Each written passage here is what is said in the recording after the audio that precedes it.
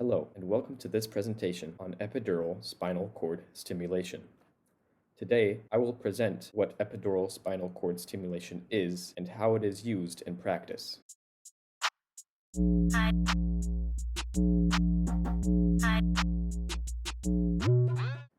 Epidural spinal cord stimulation is a fairly new and innovative method in the field of neuroscience used on patients who have suffered a severe spinal cord injury, such as paralysis. The method allows the bypass of the traditional brain to spinal cord pathways, and it restores the voluntary motor control of the lower extremities and improves autonomic dysfunctions. I will talk about what these dysfunctions include later.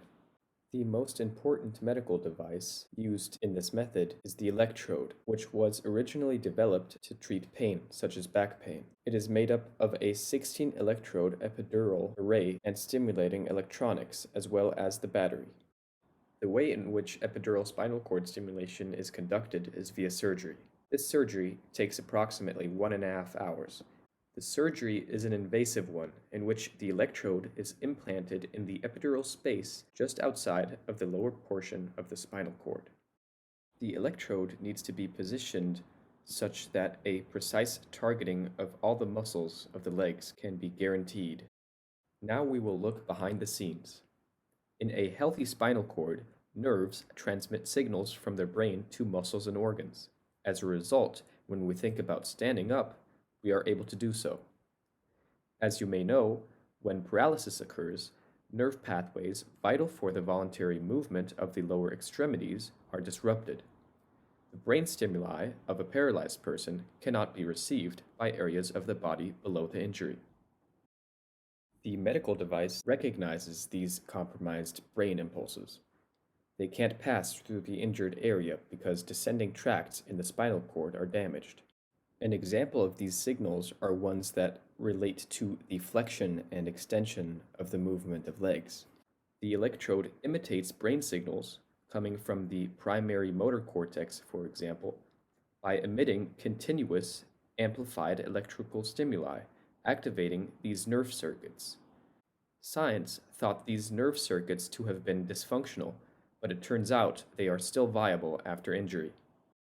Then, the activated neurons and fibers in the spinal cord transmit stimuli to the periphery, such as muscles, through efferent neurons, aka motor neurons, which are clustered in the spinal cord into a so-called motor nucleus for each muscle. Then the muscle contracts. Here you can see a visualization of the process. As you can see, it activates the circuits within the spinal cord responsible for motor control that exit the spinal cord, ultimately terminating in an organ or muscle, thus making that muscle contract. The effect epidural spinal cord stimulation has on a patient is that it improves the motor function, for example, walking. Patients don't walk the same as before, but it is still a significant recovery. There's also an improvement in the autonomic dysfunctions, specifically an improvement in body temperature regulation, bladder, bowel, and sweat control, sexual function, and an improvement in the ability to maintain a healthy blood pressure level. To ensure these effects, the patient must undergo physical therapy.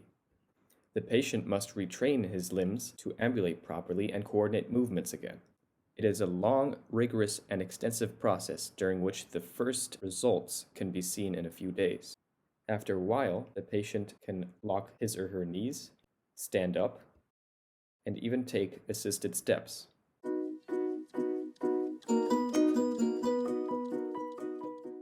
As you just saw, the therapists move the patient's legs on a treadmill in a walking-like fashion. This motion sends information about walking back to the spinal cord, which helps the spinal cord relearn how to walk. The patient is instructed to think about walking as well. So, as a result of this technique, neuroplasticity occurs. This is where neurons in the spinal cord grow back, forming a wider network of connections, resulting in a partial reconnection between the brain and muscles.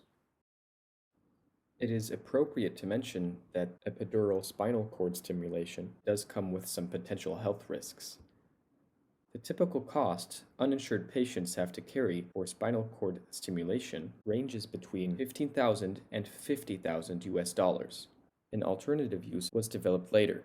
Instead of the electrode emitting a continuous stimulation, it emits a targeted stimulation. This promotes a physiological activation of the spinal cord. Electrical impulses are delivered at specific locations on the electrode array in real time, consecutively triggering the contraction of the intended muscle in the body. This mimics the brain's activation of the spinal cord. Here you can see the significant difference in effectiveness between the methods. Notice the specific locations on the electrode array for the targeted stimulation. After extensive training, approximately half a year, patients regain voluntary motor control when the electrode is switched off, but they walk better when the device is switched on. This phenomenon is attributed to the previously illustrated bodily process of neuroplasticity.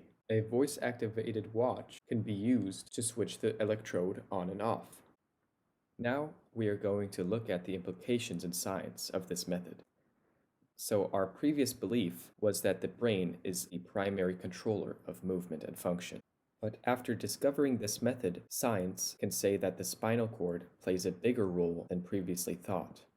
It learns, forgets, remembers, and even makes decisions. It can generate patterns for walking. The spinal cord, however, needs the brain to excite it. Neural networks in the spinal cord can be stimulated. So the presented method challenges the previous understanding of the motor system. We can expect further innovations in the way this method is applied in the future, which may cause even better results for people suffering from paralysis. The long-term effects of this method are unknown. Science is only at the beginning of trying to figure out what this procedure can result in. And with that, I give you my sources. Thank you for listening, and goodbye.